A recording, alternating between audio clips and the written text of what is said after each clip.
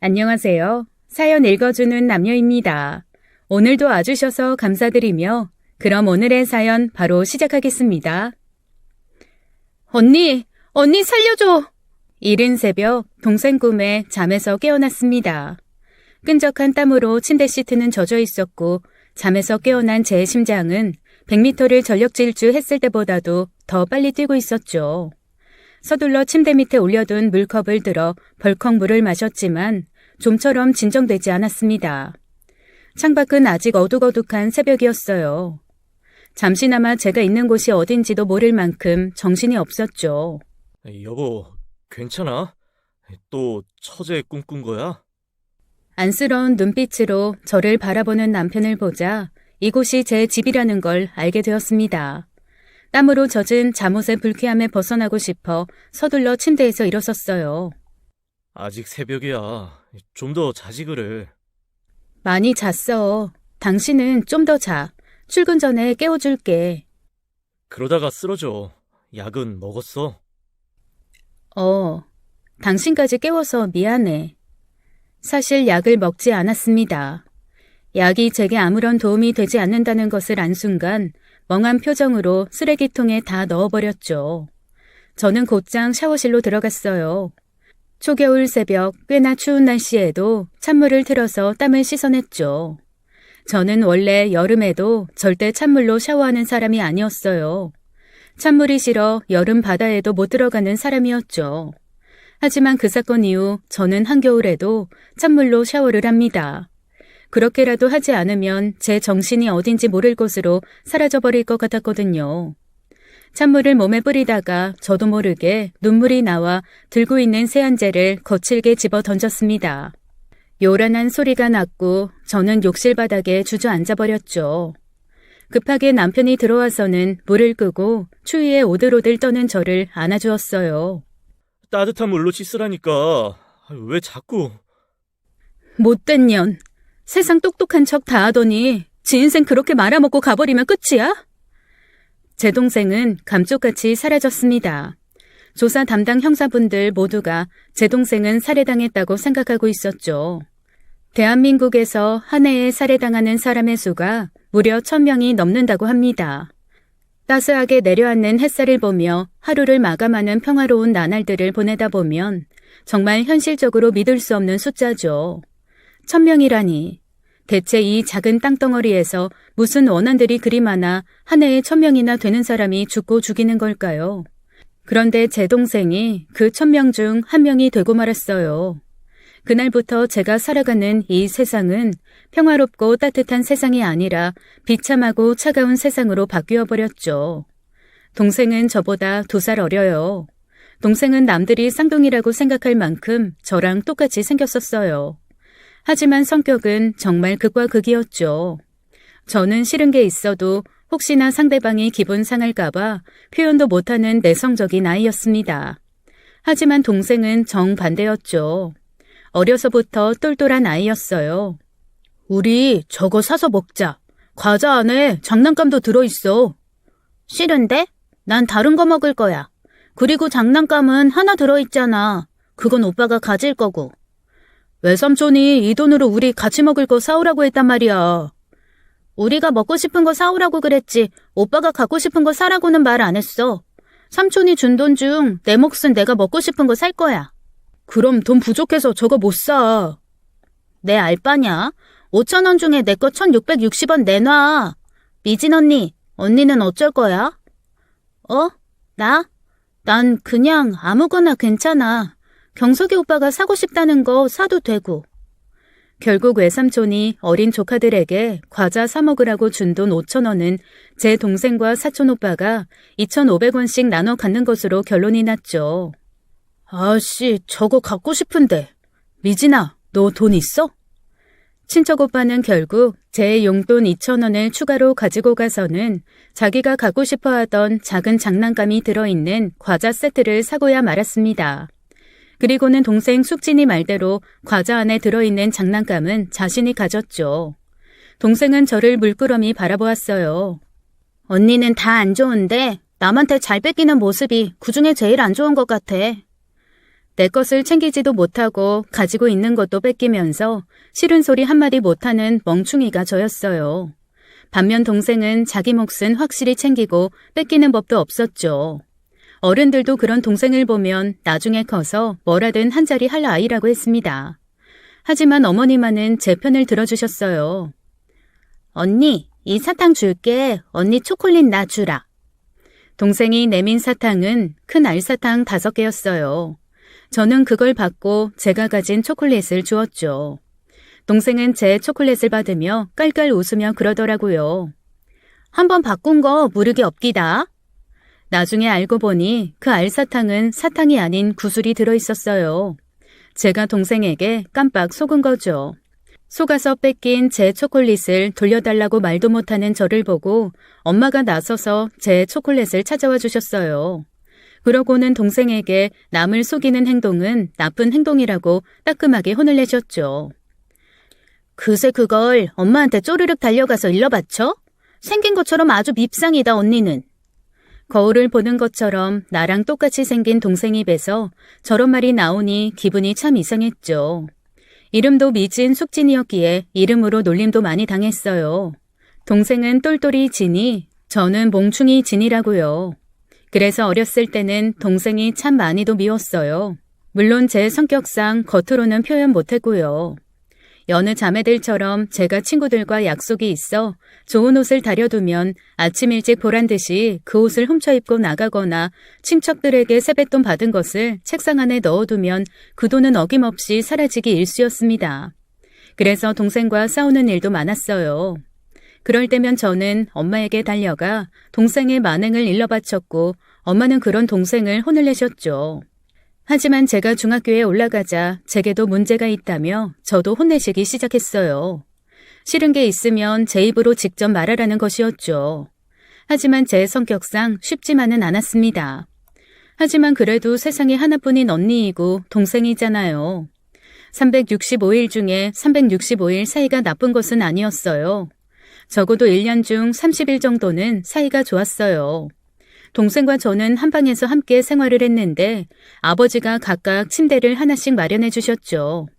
그래서 평소에는 각자의 침대에서 따로 잠을 잤지만 천둥번개가 심한 날이면 동생이 제 침대로 넘어와 둘이 부둥켜 안고 잠이 들고는 했어요.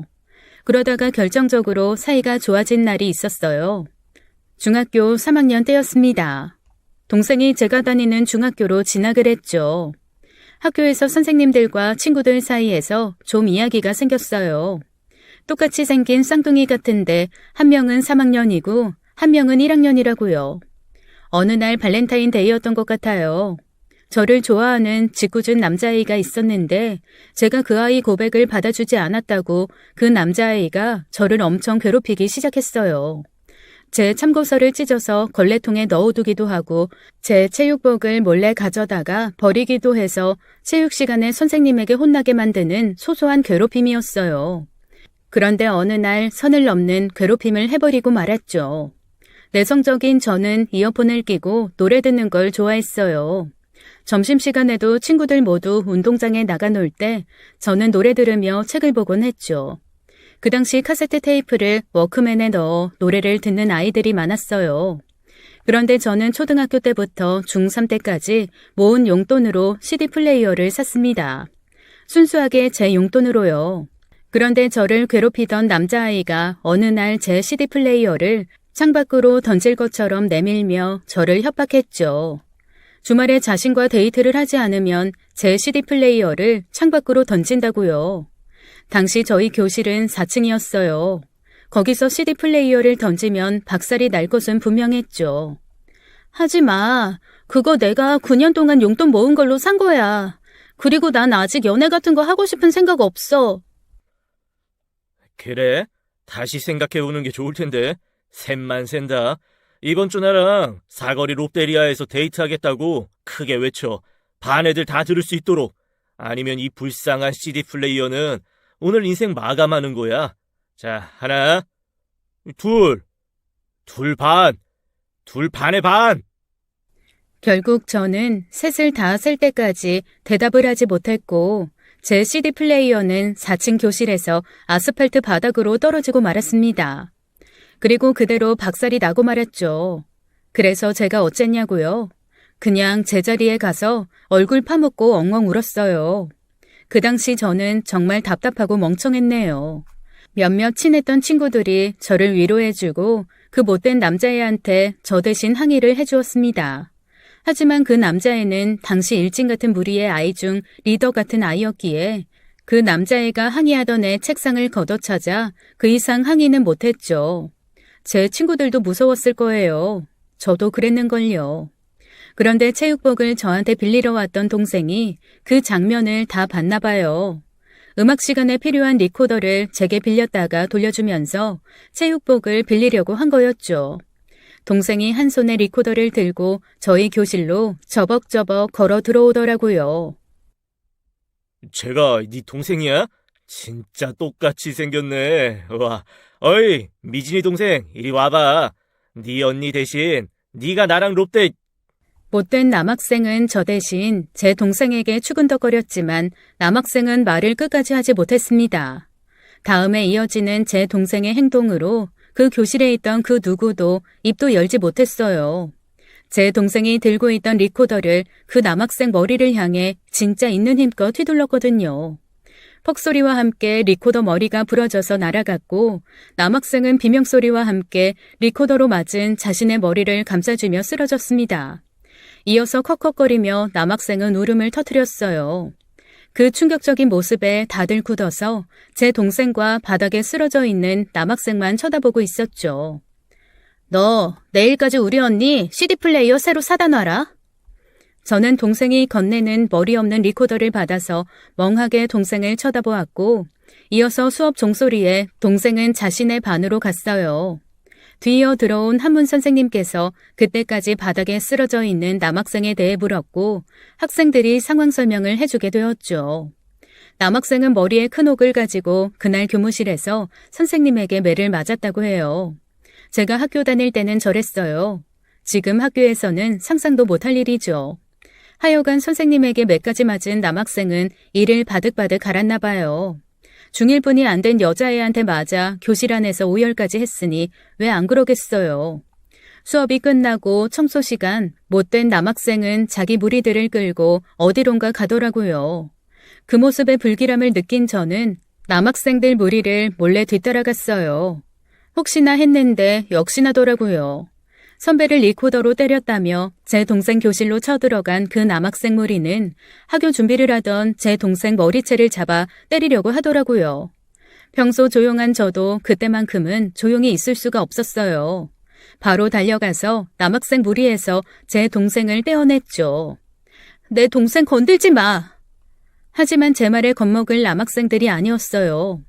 그 말과 동시에 저와 제 동생을 밀어 넘어뜨리더니 5명이나 되는 남자애들이 저희를 밟기 시작했죠.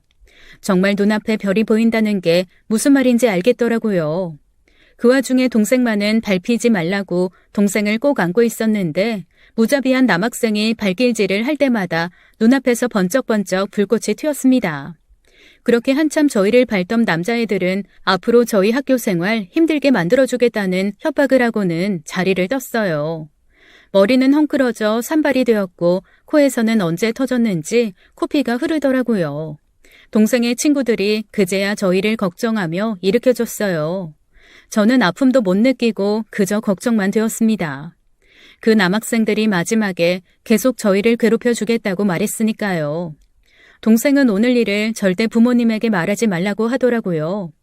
당시 실직한 아버지가 가게를 열었는데 그 가게가 잘 되지 않아 엄마까지 가게 일을 돕는 상황이었거든요. 저 역시 동생 말대로 부모님에게 걱정을 시켜드리고 싶지 않아 말을 안 했습니다. 다음 날 학교를 가니 그 남학생이 저를 보며 실실 웃더라고요. 그리고는 자기 손을 자기 목에 대고 쓱 그으며 저를 노려봤어요.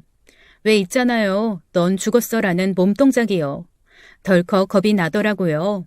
그래서 눈도 잘 못 마주치고 고개를 숙였어요. 첫 수업이 어떻게 끝났는지도 잘 모르겠더라고요. 겁쟁이인 저는 그 남학생이 무서웠거든요. 그런데 첫 수업이 끝나고 쉬는 시간에 놀라운 일이 벌어졌어요. 동생이 다시 제가 있는 교실로 나타난 거죠. 그것도 어제 저희를 죽어라 밟은 못된 남학생 앞에 딱 서더라고요. 어디 감히 선배 교실을 막 드나들긴? 어제 덜 맞았어? 오늘도 한번 교육시켜줘. 새 CD 플레이어 가져왔어? 참나. 야, 어제 맞아서 정신 나갔냐? 미쳤어? 내가 그걸 왜 사와? 그때였어요. 퍽소리와 함께 제 동생이 이번에는 자기 리코더를 가져와서는 또 남학생 머리를 힘차게 내리친 거였죠. 남학생은 외마디 비명과 함께 다시금 책상 밑에 주저앉아 괴로워했어요. 또 리코더를 들고 와서 자신을 때리리라곤 아마 상상도 못했을 거예요. 그러자 그 못된 남학생의 친구들이 달려왔어요. 하지만 어제처럼 저희를 때리지는 못했어요. 또다시 부러진 리코더를 들고 서 있는 동생을 보니 남학생들 마음에도 공포라는 감정이 일었을 거예요. 쟨 진짜 미친 애다라는 기분이 들었겠죠. 그 남학생들도 기껏 해봐야 중학생뿐이 안 된 애들이잖아요. 동생은 내일 또 온다라는 말을 남기고 교실로 갔고 실제로 다음 날 또 저희 교실로 찾아왔습니다. 제 거랑 자기 리코더가 박살났으니 이번에는 단소를 들고 왔더라고요. 단소는 더 단단한데 말이죠. 쉬는 시간에 4층 3학년 교실이 있는 복도를 동생이 걷는데 다들 수군거리면서 동생에게 길을 열어줬어요. 저를 괴롭히던 남학생은 수업이 끝나자마자 쏜살같이 어디론가 사라진 후였죠. 저를 포함 다들 알았을 거예요. 제 동생이 또 찾아올까봐 자리를 피한 거죠. 동생이 매일 그 못된 남학생을 찾아다니는 웃지 못할 상황이 만들어졌습니다. 하지만 그 작은 학교에서 어떻게 매번 숨어 다닐 수 있겠어요. 외나무 다리에서 만난 원수처럼 동생과 남학생은 복도에서 마주쳤고 자신을 향해 걸어오는 제 동생을 본 남학생은 소리를 지르며 도망을 갔습니다. 그리곤 다음 날 새 CD 플레이어를 사들고 와서는 제게 주더라고요. 그날 이후 동생과 많이 친해졌어요. 동생은 여전히 저를 바보 언니라고 했지만요. 하여간 이토록 동생은 강한 아이였어요. 소심하기만 한 저는 그런 동생의 강단이 멋있었죠. 저는 동생보다 먼저 결혼했습니다. 조용한 성격 탓인지 연애도 많이 못 해보았어요. 아니 정확하게는 딱 한 번 해보았네요. 대학생 때 만난 남자친구와 10년 연애 끝에 결혼했으니까요. 하지만 동생은 달랐어요. 결혼하기 전까지 10번 이상의 남자를 만났으니까요. 그 성향이 반영된 듯 직업도 늘 바뀌곤 했습니다. 언니, 나 땡땡물산 취직했어. 기념으로 한턱 쏠 테니까 엄마 아빠 모시고 라세네에서 만나. 공부도 곧 잘했던 동생은 대학도 서울 명문대를 한 번에 들어갔습니다. 그러더니 졸업 후에 대기업에 척하고 붙었어요. 부모님은 물론 저도 무척 기뻐서 크게 축하해 주었죠. 하지만 대기업 합격했다며 한턱 크게 쏜 동생은 딱 3개월 만에 회사를 때려쳤습니다. 에휴, 꼰대들. 뭐 그리 안 되는 게 많은지. 아니, 입고 다니는 옷도 참견을 한다니까. 치마가 짧다, 반바지는 안 된다, 옷이 비친다. 에휴, 내가 지들 가발 스타일까지 참견하면 지들은 기분 좋겠어? 참나. 단체 생활이고 소속감이 필요하니 그런 거겠지. 그렇다고 그 좋은 회사를 그냥 박차고 나오면 어떡하니?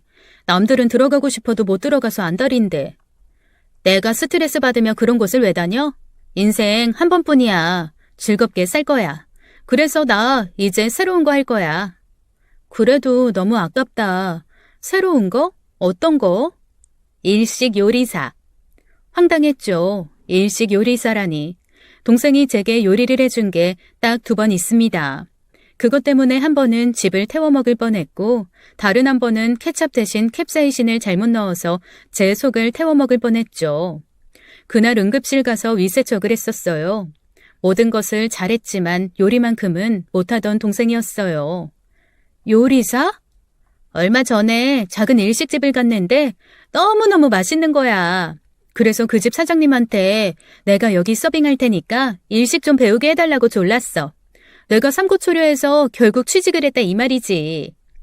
동생은 언제나 이런 식이었어요. 잘 다니던 대기업을 그만두고 대기업에서 받던 연봉 절반도 못 받는 일식집에 취직을 한 거였죠. 순전히 자신의 재미있는 인생을 위해서요. 그런 동생의 모습에 부모님은 언제나 걱정이 많았습니다. 현실적인 걱정이었죠. 하지만 전 언제나 동생을 응원했어요. 행복한 삶을 위해 거침없이 발걸음을 옮기는 동생의 모습은 제게서는 찾아볼 수 없는 이상적인 모습이었거든요. 그에 반해 저는 지독하게 현실적인 겁쟁이였고요. 저야말로 대학 졸업 후에 글을 쓰겠다는 꿈을 향해 달려보았지만 등단은커녕 제 밥벌이 하나 못하고 부모님에게 얹혀 사는 한심한 모습이었으니까요. 그러다가 대학 때부터 함께한 남편과 결혼을 하게 되었습니다. 그 당시 동생은 또 직업을 바꿔 일본에서 가이드 일을 하고 있었어요. 일식을 본고장에서 제대로 배운다고 달랑 가방 하나 메고 일본을 간 동생은 어려서부터 취미로 배운 일본어를 기반으로 그곳에서 가이드를 하고 있었죠. 동생은 제 결혼 소식에 한 걸음에 달려와 축하해 주었습니다. 오랜 연애 끝에 남편과 결혼한 저였기에 남편과 동생도 친분이 많이 있었죠. 동생은 결혼 당일 턱시도를 입고 손님 맞이하는 남편에게 다가와서는 형부 축하드려요 하며 제 남편을 안아줬다고 합니다. 그리고는 남들은 안 들리게 귓속말로 그랬대요. 우리 언니 진짜 잘해줘요. 내가 세상에서 내 자신 말고는 좋아하는 사람 아무도 없는데 유일하게 좋아하는 사람이 우리 언니예요. 그러니까 우리 언니 눈에 눈물 나게 하면 형부 눈에는 피눈물 나게 할 거고 우리 언니 놔두고 한눈 팔면 그 눈을 뽑아버릴 거예요. 축하 인사 대신 반협박을 하는 동생에게 남편은 그저 웃어 보일 수밖에 없었다고 하네요. 든든한 동생 두어서 좋겠다는 말과 함께요. 제 결혼 후 동생은 한국으로 다시 돌아오게 되었습니다. 저는 결혼하고 한 달 만에 임신을 했어요. 전업주부로 살며 소소하게 글 외주를 받아 살고 있었죠. 그렇게 아이를 낳고 글을 쓰고 육아를 하는 와중에 동생에게서 연락이 왔습니다. 결혼을 하겠다며 남편감을 소개해주겠다는 연락이었어요. 자유로운 영혼의 동생은 연애도 자유롭게 했었습니다. 평생 결혼하지 않겠다고 말하던 동생이었어요. 난 내 자신이 가장 소중해. 그래서 아마도 언니처럼 결혼을 못할 것 같아. 너를 세상에서 가장 소중하다고 생각해주는 남자가 나타날 거야. 그럼 그때 결혼 생각이 들 거고. 그게 가능해? 난 언제나 그게 신기했어. 어떻게 나 자신을 나보다 더 사랑할 수 있는 사람이 있을 수가 있어? 말도 안 되는 이야기야. 그러니까 좋다고 결혼하고는 다들 이혼하는 거지. 아, 미안. 언니가 그렇다는 이야기는 아니야.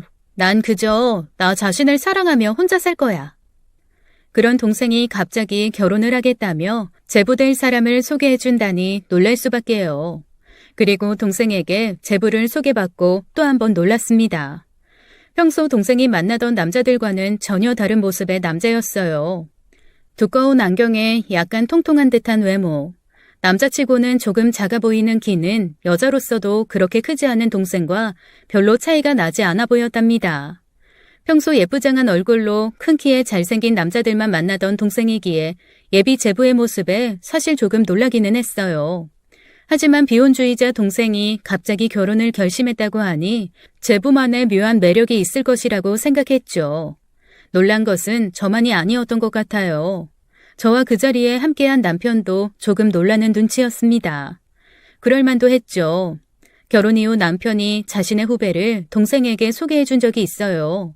그 당시 남편 후배가 결혼식장에서 본 동생에게 첫눈에 반해 조르고 졸라 해달라는 소개였죠. 남편 후배는 잘나가는 회계사였어요. 외모도 준수해서 남편 말로는 중학교 때부터 주변 여자들의 고백이 끊이지 않는 친구라고 했습니다. 그런데 그런 제 남편 후배의 만남 제안도 단칼에 거절했던 제 동생이었어요. 생긴 건 오리 너구리 사촌처럼 생겨서는 만난 지 5분 만에 지 돈 자랑을 그렇게 하네. 서울 30평대 아파트에서 지 혼자 사는 게 나하고 무슨 상관이야? 뭐 파출부 해달라고? 아니 1시간 내내 자기 돈 자랑만 하더라니까. 자기 능력에 자부심이 있으니까 그걸로 너한테 어필한 거 아닐까? 그래서 밥만 먹고 헤어졌어? 아니지, 내가 그랬지. 돈이 그렇게 많으시면 지금 저한테 100만 원만 이체 좀 해달라고 했더니 표정이 싹 굳더라고. 그래서 돈 없는 거지인 저는 짜져드린다고 하고 나왔어. 그런 동생이 결혼할 상대라고 소개해준 예비 제부는 동생이 이전에 만나던 남자들보다 많이 부족해 보였어요. 친정엄마가 자세히 보고 자신에게 알려달라고 했는데 뭐라고 말을 해줘야 할지 벌써부터 머리가 지끈거리기 시작했죠. 하지만 외모가 전부는 아니라고 생각했습니다. 최대한 예의를 갖춰서 이야기를 나눴죠. 예비제부는 현재 서울에서 혼자 살고 있다고 했습니다. 자취를 하고 있는 것이었죠. 부모님은 지방에서 농사일을 하신다고 했고 고향에는 여동생이 일찍 결혼해서 부모님 집 근처에 살고 있다고 했어요.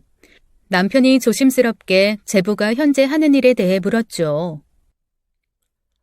좀 쑥스럽네요. 지금 편의점에서 일하고 있어요. 계속 그 일을 하려는 건 아니고 공무원 공부도 같이 하고 있어요. 내년 안에 꼭 합격하려고요. 공무원이라면 어떤... 9급이요. 아무리 그래도 그 이상은 좀 벅차더라고요. 그 말에 솔직히 좀 실망했었어요. 제가 속물 같아 보인다고 해도 이해합니다. 하지만 제 동생이 보다 좋은 남편감을 만나길 바랬어요. 진심으로요. 제 미묘한 표정을 동생이 눈치챘나 보더라고요. 식탁 밑에서 발로 제 발을 차더라고요. 애써 웃으며 좋은 분위기로 식사 자리를 끝냈습니다. 언니가 말한 나 자신을 나보다 더 사랑해주는 남자야. 그동안 내가 내 행복을 위한 선택을 할 때마다 다른 남자들은 왜 그런 선택을 하냐고 나를 혼내더라고. 내가 지들 딸도 아닌데 말이야. 그런데 유일한 남자였어. 내 선택을 응원해주는 사람. 그 사람 사랑하니? 사랑은 모르겠지만 내 모습을 이해해주는 사람은 확실해. 당연히 집안에서는 난리가 났죠. 아무리 자유롭게 키운 막내딸이지만 사위감으로 데리고 온 남자가 편의점 아르바이트를 하고 있으니 순순히 딸을 내어줄 부모님이 몇이나 될까요? 하지만 결국 승자는 동생이었어요. 생전 처음 보는 아버지의 극대노에도 동생의 선택을 꺾을 순 없었습니다. 다만 아버지가 조건을 거셨어요. 아르바이트가 아닌 제대로 된 직장을 갖고 다시 오라는 거였죠. 결국 제부는 제 동생과 결혼하기 위해 작은 회사 영업직으로 취직을 하고 나서야 결혼을 할 수 있었습니다. 이후 우리의 우려와는 다르게 동생 부부는 굉장히 잘 사는 것 같았어요. 역시 사람은 겉으로만 보면 모르는 거라 생각했습니다. 그러던 어느 날 동생이 저녁에 저를 불렀습니다. 오랜만에 동생과 함께 식사를 하며 이런저런 사는 이야기를 했어요. 그리고 헤어질 때쯤 동생이 이런 말을 하더라고요. 언니는 주미 가졌을 때 어떤 기분이었어? 주미는 제 딸이었어요. 말로 표현 못하지. 병원에서 꼬물꼬물 그 작은 우리 주미 손을 잡는데 눈물이 막 쏟아지더라고. 그런데 갑자기 주미는 왜? 엄마들은 모성애가 있다고 하잖아. 자기 자식을 보고 모성애가 없는 엄마들도 있을까? 만약 그렇다면 어떻게 해? 그런 엄마도 있을까? 난 우리 주미 보자마자 세상의 중심이 우리 주미가 된 것 같아서 그건 잘 모르겠네. 그렇지? 언니는 충분히 그럴 사람이긴 하다. 나는 자식 낳아도 모성애는 안 생길 거야. 나밖에 모르는 이기적인 년이니까. 무슨 말이야? 너 혹시 임신했니? 아니야, 언니. 괜한 말했다. 나 그럼 갈게. 그렇게 말하더니 동생은 서둘러 자리에서 일어났죠. 숙진아, 한 가지 확실한 건 너는 나보다 더 멋진 엄마가 될 것 같긴 해. 제 말에 그제야 동생이 웃더라고요. 동생은 그렇게 집으로 돌아갔어요. 저도 집으로 돌아와 다시 육아를 하며 하루하루 정신없이 보냈죠. 그리고 일주일 뒤에 동생이 임신 소식을 전해왔습니다. 아마 제게 찾아온 날부터 동생은 자신의 임신 사실을 알지 않았나 싶어요. 엄마가 된다는 자신의 모습이 걱정이 되었었나 봅니다. 자신의 성향을 누구보다 잘 아는 동생이기에 혹시나 제대로 된 엄마가 되지 못할까봐 하는 우려와 걱정이요. 그제야 모성애가 안 생기면 어쩌냐 하는 동생의 걱정이 이해가 되었습니다. 하지만 동생의 우려와는 다르게 동생을 꼭 닮은 딸을 출산한 후에 누구보다 아이를 잘 키웠어요. 이전에 떠돌아다니던 자유로운 동생에서 완벽한 엄마가 되었죠. 그리고 동생이 어느 날 제게 그러더라고요. 나도 이제 나 자신보다 더 사랑하는 사람이 생긴 것 같아. 그 사람이 동생의 아이라는 것은 말하지 않아도 알 수 있었어요. 동생에게 지금처럼 행복하게 살라고 해주었죠. 그쯤 저는 지독한 불면증에 시달리고 있었어요. 육아와 함께 공모전 준비를 위한 글을 쓰다 보니 스트레스가 쌓이고 쌓여 예민해지고 있었죠. 으르렁거리는 살쾡이 같아서 남편도 제 주변에 오는 걸 조심조심 했었습니다. 불면증이 얼마나 심했으면 처방을 받은 수면제가 없으면 잠도 잘 수 없는 상황이었어요. 그런 저를 동생은 언제나 걱정해 주었죠. 쉽게 잠들 수 있는 차나 향초도 사다 날라주었습니다. 그리고 어느 날이었어요.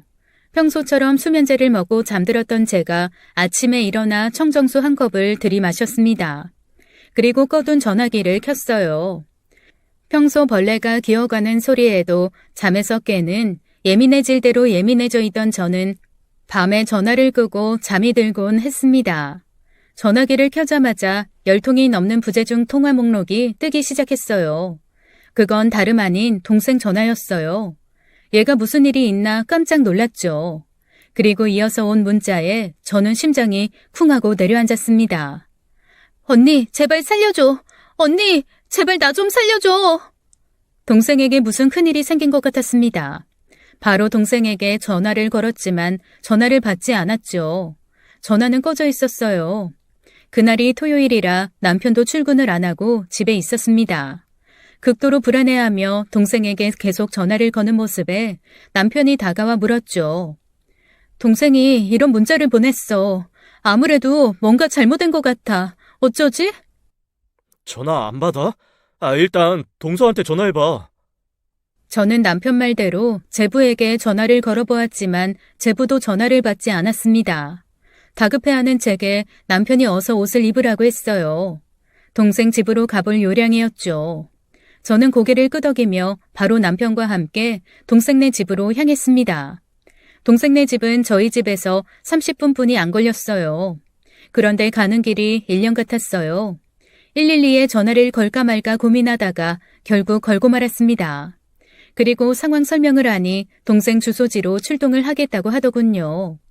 늦은 신고로 먼저 도착한 건 저희 부부였어요. 초인종을 눌러도 문을 두드려도 안에서는 아기 울음소리만 들릴 뿐이었죠. 동생의 딸, 제 조카인 듯 했습니다. 동생 집 비밀번호는 제가 알고 있었어요. 혹시 동생이 갑작스럽게 쓰러진 것일까봐 문을 급하게 따고 안으로 들어갔습니다. 집에 들어서니 집안에서는 역한 냄새가 났어요. 무슨 고기 비린내 같은 냄새였죠. 나중에 알았어요. 그 냄새가 피비린내라는 것을요. 문을 열고 들어가니 거실에는 제부가 쓰러져 있었습니다. 남편은 제부에게 가보았고 저는 동생을 찾기 위해 다른 방을 돌아다녔어요. 하지만 동생은 보이지 않았습니다. 동생 대신 제 등장에 놀라 빽빽 우는 조카만이 아기 침대 위에 덩그러니 있었죠. 저는 어서 조카를 안아 어르고 달래주었어요. 그리고 이어 경찰이 도착을 했죠. 경찰들도 동생 집 거실 모습에 놀라는 눈치였어요. 신고하셨죠? 이게 무슨 냄새야? 아이를 안고 방에서 나와 거실을 보니 들어올 때 정신없어 놓쳤던 모습이 그제야 제대로 보이더라고요. 제부는 소파 밑에서 잠들어 있었고 지독한 술 냄새가 풍기고 있었습니다. 그것을 증명이라도 하듯 옆에는 소주병이 5병이나 굴러다니고 있었고요. 그리고 2, 3리터는 좋게 될 정도의 피가 거실 바닥에 흥건했어요. 비린내는 그 피비린내였던 것이었습니다. 무엇보다 피 웅덩이 옆에는 피 묻은 망치도 떨어져 있었어요. 그것을 보며 경찰은 무전으로 어딘가에 도움을 요청하는 것 같았습니다. 출동 지역 지원 요청합니다. 살인 사건으로 보여요. 경찰의 그 한마디에 정신이 아득해지더라고요. 졸도할 것 같은 정신을 간신히 잡았어요. 제부에게 달려가 흔들어 깨우며 물었죠. 내 동생 어디 있냐고요. 제부를 힘껏 내리치며 물었지만 제부는 정신을 차리지 못했습니다. 결국 저는 그대로 정신을 놓고 말았어요. 나중에 눈을 떠보니 병원이었고 남편이 근심 어린 표정으로 저를 보았습니다. 숙진이는? 우리 숙진이는? 남편은 조용히 고개를 저었어요. 아직 숙진이를 찾지 못했다고 했죠. 나중에 도착한 경찰 지원팀이 제부를 잡아갔고 현재 조사가 진행되고 있다고 했습니다. 당장 경찰서로 달려가고 싶었지만 남편이 저를 만류했어요. 제 상태가 안 좋다고 하면서요. 제 딸아이와 조카아이는 시어머니가 급하게 오셔서 저희 집에서 봐주고 있다고 했습니다. 병실 침대에 누워 있었지만 동생 집에서 본 거실의 참상이 머릿속에서 떠나지 않았어요. 제 스스로 팔에 꼽혀있는 링거 바늘을 뽑아버렸어요. 그와 동시에 피가 튀었죠. 남편이 기겁하며 달려왔어요. 하지만 전 당장 경찰서로 가보겠다고 떼를 썼습니다. 안 된다고 하는 남편에게 저도 모르게 소리를 질렀어요. 가게 해달라고! 우리 숙진이 찾아야 한단 말이야! 그리고 그 자리에 주저앉아 오열했어요. 남편은 조심스럽게 저를 다독여 주었습니다. 당신 걱정되는 마음 충분히 알아. 그런데 당신도 지금 상태가 안 좋아. 일단 진정하고 누워있어. 처제는 내가 찾아볼게. 일단 내가 먼저 경찰서 가서 어떻게 돌아가고 있는지 확인 후 바로 당신에게 연락할게. 남편의 간곡한 부탁에 저는 다시 침대에 앉았습니다. 그리고 지금 바로 경찰서에 가서 상황을 확인 후에 알려달라고 했어요.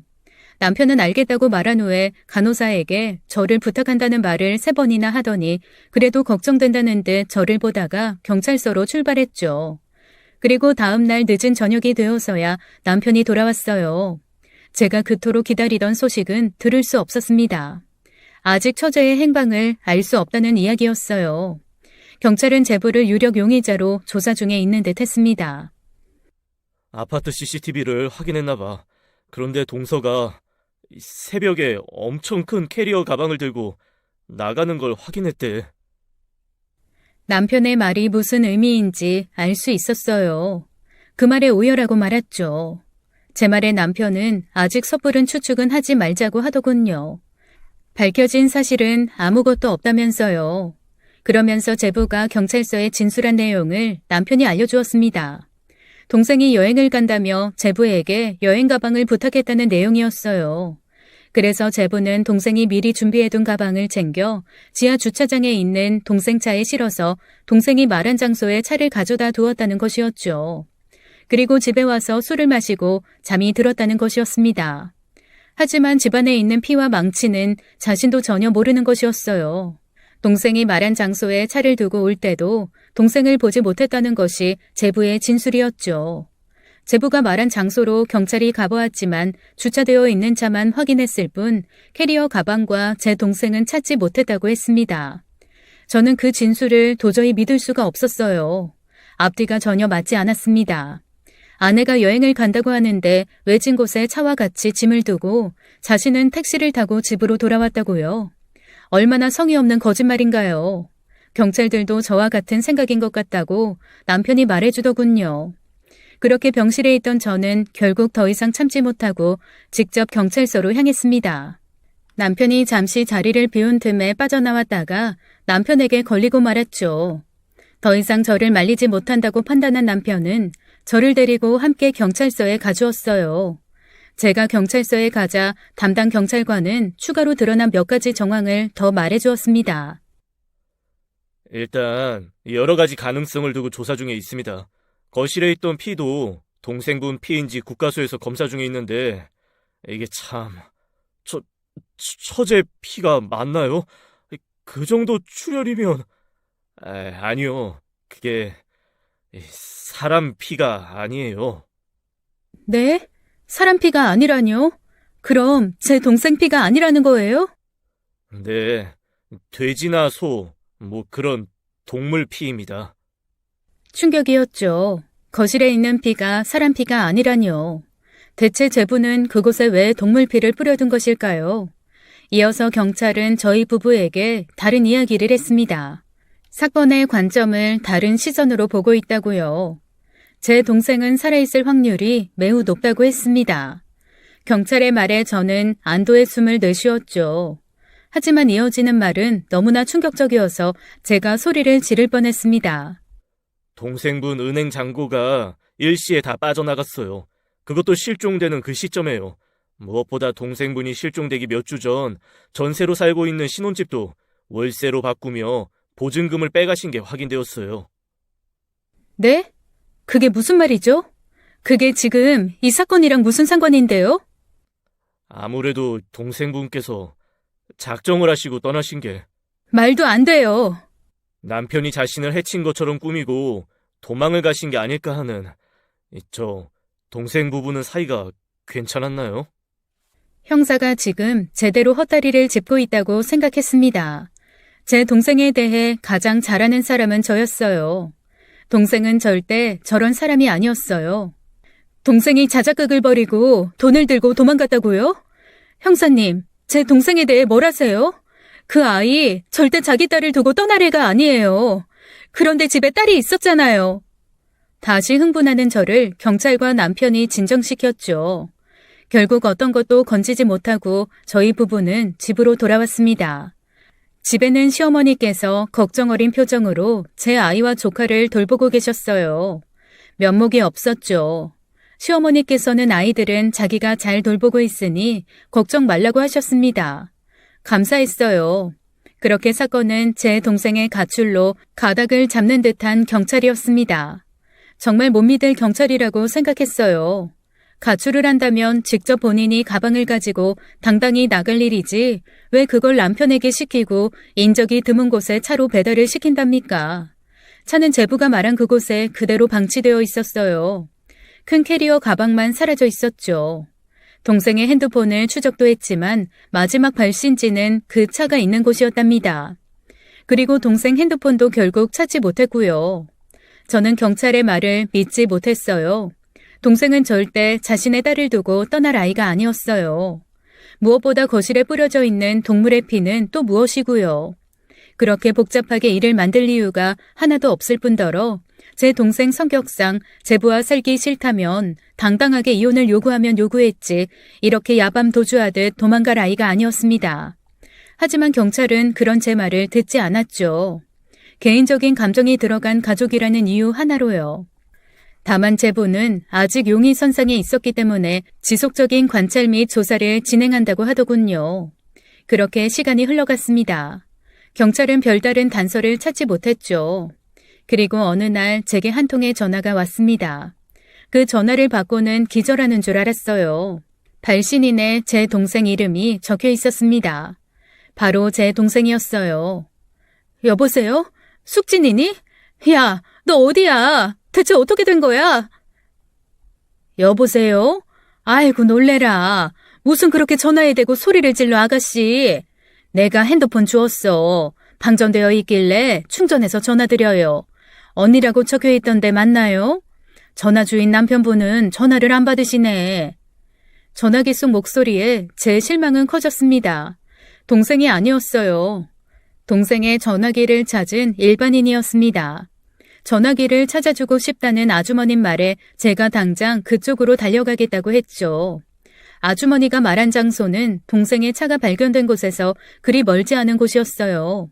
저는 바로 남편과 함께 그 장소로 달려갔어요. 그리고 동생의 전화를 돌려받을 수 있었죠. 남편과 차로 돌아오는 길에 동생의 핸드폰을 뒤져보았습니다. 실종된 동생이 어디로 사라진 건지 실마리를 찾기 위해서였어요. 그리고 동생 폰의 사진첩을 여는 순간 저는 경악을 하고 말았습니다. 뭐야? 이 사람이 왜 내 동생이랑 있어?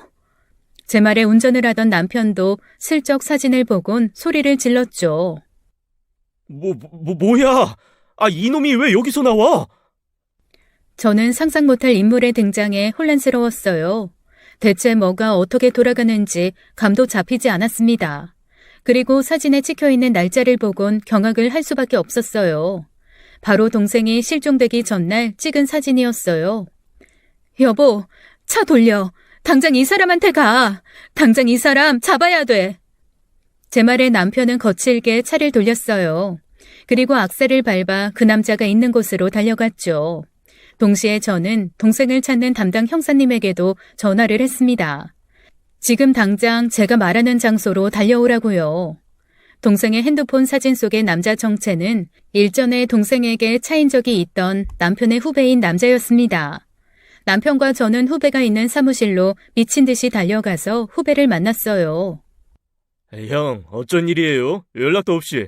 아이고, 형수님도 오셨네. 제 남편을 보며 반갑게 인사하는 후배에게 남편은 달려들어 주먹을 날렸습니다. 남편도 절 닮아 참 얌전한 사람이에요. 그런 사람이 다짜고짜 주먹부터 날린 거였어요. 우리 처제 어디 있어? 이 개새끼가 지금까지 날 속여? 제 동생이 실종된 것은 남편의 후배도 모두 알고 있는 일이었습니다. 그런데 동생이 실종된 전날까지 제 동생과 사진을 찍은 후배놈은 입을 싹 다물고 있었던 거였어요. 한마디로 제 동생을 가장 마지막까지 본 사람이 이 후배놈이었던 거였죠. 남편은 흥분해 후배에게 주먹을 날렸어요. 금방 피투성이가 된 후배는 남편에게 살려달라고 하며 자신도 무서워서 말을 못했다고 했습니다. 무섭다뇨? 뭐가 무섭다는 말일까요? 남편의 위세에 다가오지 못하던 주변 사람들이 그제야 조심스럽게 달려와 남편을 말렸어요. 후배는 남편에게 맞아 축 늘어져 있었죠. 그래, 형 동생 만났어. 그런데 잠깐 만나고 헤어진 거라고. 그런데 다음날 갑자기 형 동생이 사라지고 죽었느니 뭐니 말이 많으니까 형이라면 안 무섭겠어? 내가 사실을 말하면 내가 용의자가 되는 거잖아. 그러니까 당신이 왜 내 동생을 만난 건데? 사랑해서 만났어요. 됐어요? 나 당신 동생 그날부터 계속 사랑했다고. 충격이었죠. 남편 후배의 말은 결혼한 동생이 남편 후배를 몰래 계속 만나고 있었다는 말이었으니까요. 하지만 믿을 수가 없었습니다. 제 동생을 마지막에 보았으면서 지금까지 숨긴 남자였어요.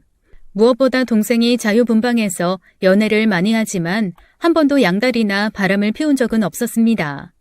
새로운 사람을 만난다면 기존 사람과 헤어지고 적어도 반년이라는 기간을 이전 남자에 대한 예의라고 하면서 연애를 안 하던 아이였어요. 그런데 외도라니 있을 수 없는 일이었죠. 그때 제 연락을 받은 담당 형사분이 달려왔습니다. 남편에게 상황 설명을 들은 형사분은 남편 후배에게 서로 함께 가달라고 하고는 데리고 가버렸죠. 도대체 상황이 어떻게 돌아가는지 알 수가 없었어요. 껍질을 벗겨도 계속 벗겨지는 양파 같았습니다. 숙진아, 너 정말 어디 있는 거야? 뭐라고 돌아다녔던 거야? 남편의 후배를 데려간 경찰은 강하게 후배를 신문했다고 했습니다. 그쯤 되니 저도 가만히 있을 수 없어서 경찰서에 계속 들락날락하며 상황을 파악했죠. 그리고 충격적인 사실들이 드러났어요. 조사 결과 제 동생을 가장 마지막에 본 사람은 후배가 맞았습니다.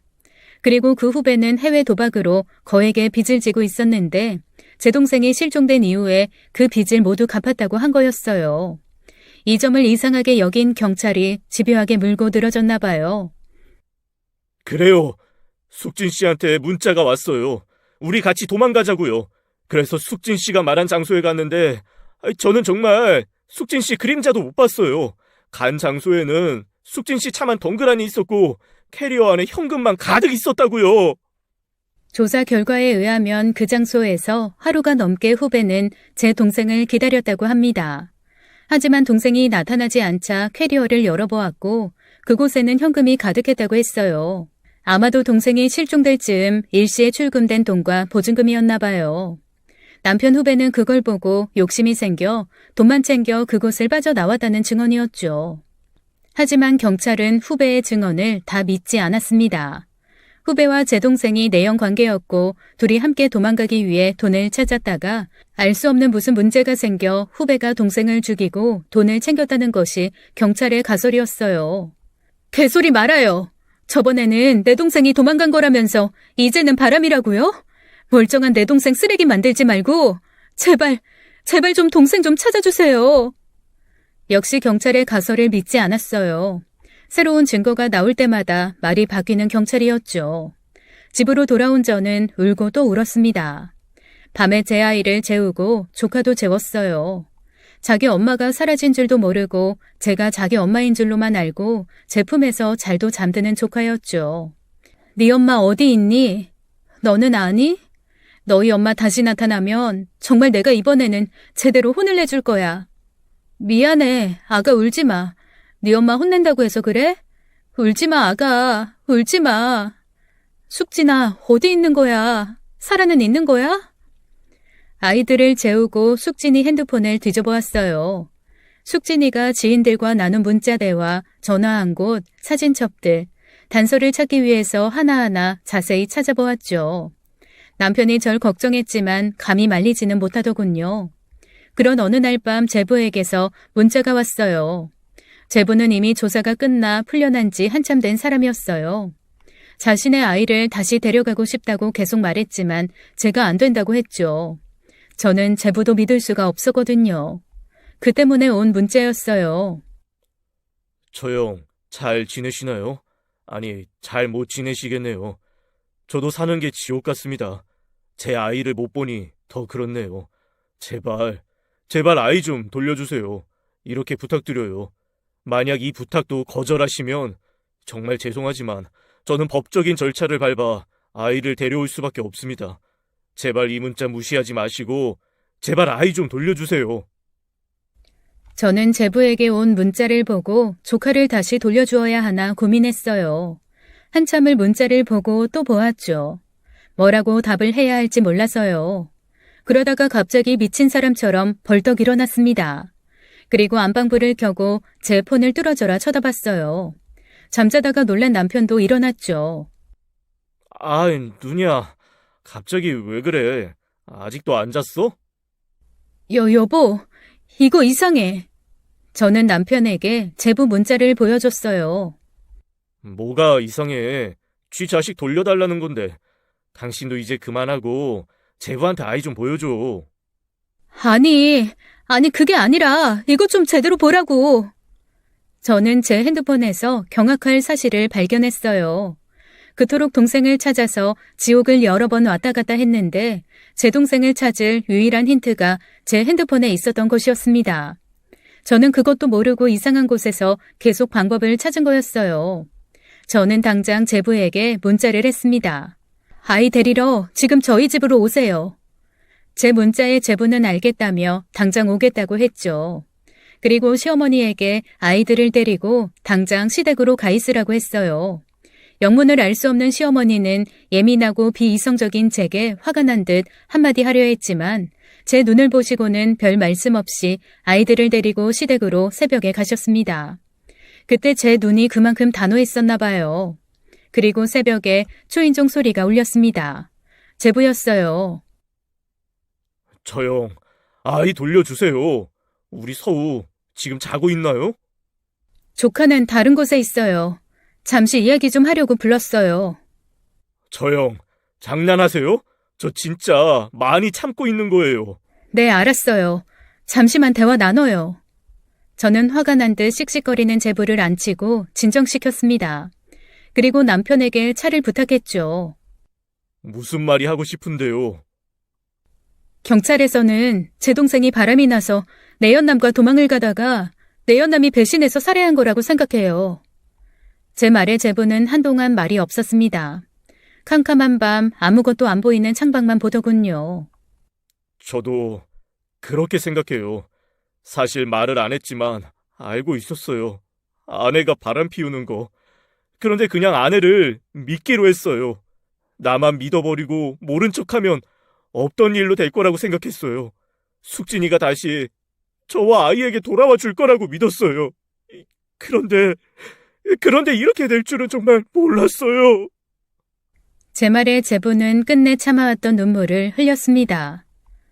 바닷가에서 함께 있다가 변을 당한 것 같아요. 내 동생 죽은 거겠죠? 내 동생 불쌍해서 어떡해요. 저는 끝까지 범인을 찾아서 죗값을 치르게 할 생각이에요. 숙진이도 잘못한 거죠. 가족을 속이고 남편을 속이고 자기 애도 속이고 그깟 놈이 대체 뭐가 좋다고 뭐가 좋아서 동해까지 따라가서 그 험한 꼴을 당합니까? 저는 그 순간 제가 생각한 일에 대해 확신을 했습니다. 제부, 동해라고요? 네?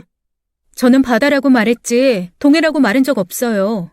제 동생이 동해를 가서 변을 당한 거 제부가 어떻게 알았어요? 네? 아이, 경찰 조사에서 경찰이... 동해 바다를 간 건 경찰도 아직 몰라요. 아는 사람은 저하고 남편뿐이라고요. 바다라고 하니까 당연히 동해라고 생각했죠. 안 그래요? 말꼬리 잡지 말고 어서 우리 딸이나 내놔요. 그래요? 그래요. 그럴 수 있죠. 제 말에 제보는 더욱 당황해 하더군요. 어서 자신의 아이를 달라고 급하게 재촉을 하며 험하게 굴었습니다. 저는 제부에게 말했어요. 동생에 관한 이야기였습니다. 제 동생은 평생 자신이 가장 소중하고 그만큼 자신이 가장 똑똑하다고 믿는 여자였어요. 실제로 남에게 절대 지지 않으려는 성격이 강해 공부도 잘했고 운동도 잘했습니다. 제 말에 제부는 성질을 내며 대체 이게 자기 자식 데려가겠다는 일과 무슨 관련이 있냐고 따져 묻더군요. 숙진이는 옛날부터 절대 맞춤법을 틀리지 않는 애였어요. 아니, 맞춤법뿐만 아니라 띄어쓰기도 신경 쓰면서 문자 보내는 아이라고요. 그런데요. 어쩌라고요? 저는 제부의 말에 제 핸드폰을 보여주었습니다. 제 폰에는 동생이 마지막으로 보낸 문자가 있었죠. 이게 뭐요? 대체 처형은 무슨 말을 하고 싶은 건데요? 제발의 제를 어이가 아닌 아이로 적었어요. 제 동생은 절대 이 정도 맞춤법을 틀리는 애가 아니에요. 그런데 더 놀라운 거 보여드릴까요?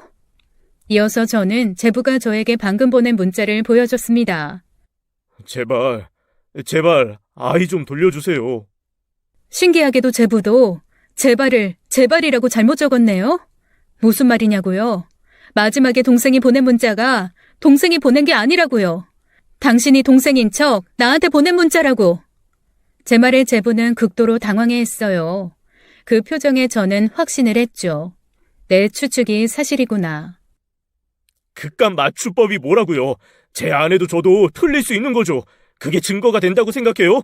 그 말이 사실이라면 내가 왜 그렇게 복잡한 방법으로 일을 진행했겠어요? 너가 일을 저지르고 내 동생 내연남으로 생각한 그 남자한테 다 뒤집어 씌우려고 그런 거겠지. 내 말이 틀려? 헛소리 하지 마! 내 동생 어딨어? 죽였어? 왜 그랬어? 무슨 큰 죄를 지었다고 사람을 그렇게 해? 내 동생 어디 있냐고. 이어 남편이 야구방망이를 들고 제 옆에 섰어요. 초등학생 때부터 야구를 시작해 지금도 직장인 야구를 하는 남편이었습니다. 제 말 한마디면 제부 머리통은 수박처럼 가볍게 부술 수 있었어요. 내 동생 어디 있는지만 말해줘요. 그럼 곱게 보내줄게요. 살아있으면 가둬둔 곳 말해주고 죽었으면 묻어둔 곳만이라도 말해줘요. 양쪽의 긴장감이 팽팽했습니다. 한동안 아무 말도 오가지 않았어요. 그렇게 한동안 저와 남편을 노려보는 제부였습니다.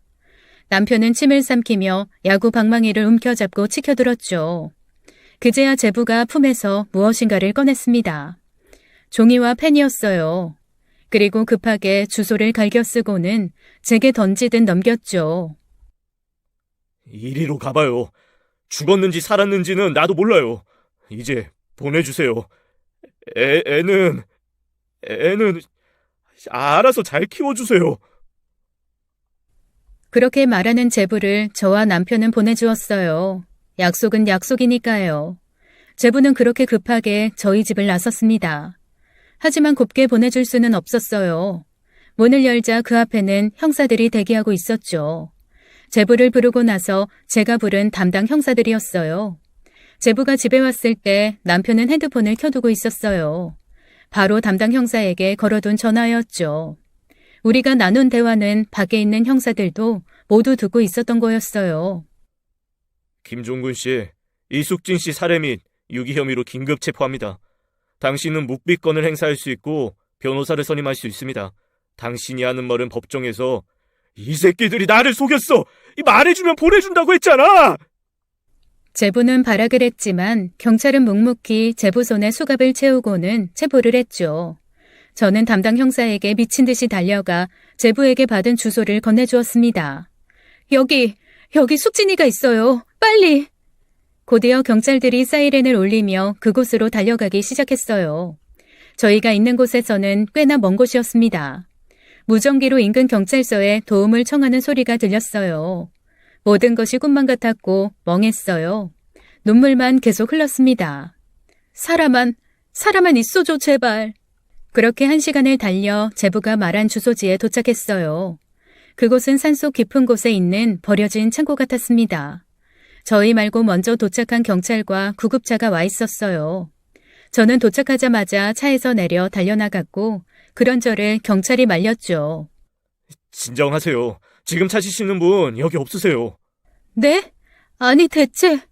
이 창고에서 발견되셨는데 지금 위중하셔서 급하게 먼저 병원으로 이송되었어요. 천만다행이었습니다. 제 동생은 살아있었어요. 하지만 심한 탈수로 인해 생명이 위독해 급하게 병원으로 이송되었다는 이야기였어요. 저는 급히 병원으로 달려갔습니다.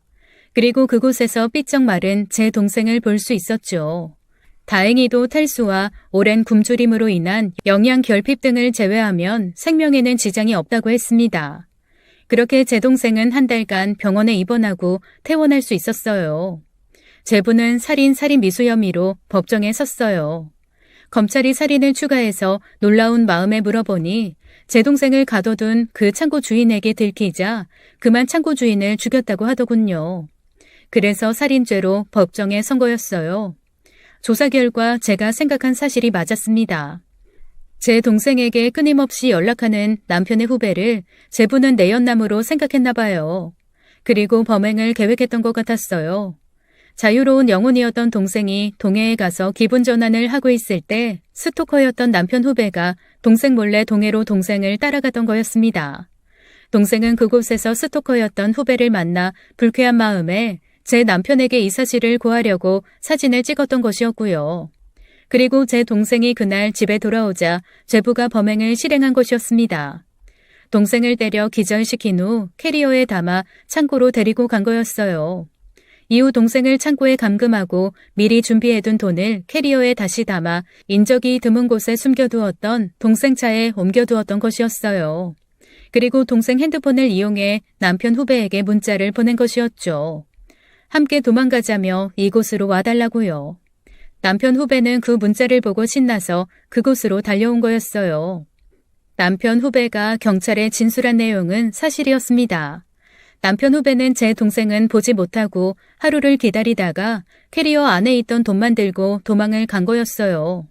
그 사이 제부는 제게도 동생 핸드폰을 이용해 살려달라고 문자를 한 거였어요. 시간을 벌기에는 충분했습니다. 제가 밤에 핸드폰을 꺼두고 수면제를 먹고 잠드는 것을 동생이 알고 있는 것처럼 제부도 알고 있었거든요. 그렇게 살려달라는 문자를 보내두면 제가 아침에 확인할 것을 알았던 거죠. 치밀한 계획 범죄였어요.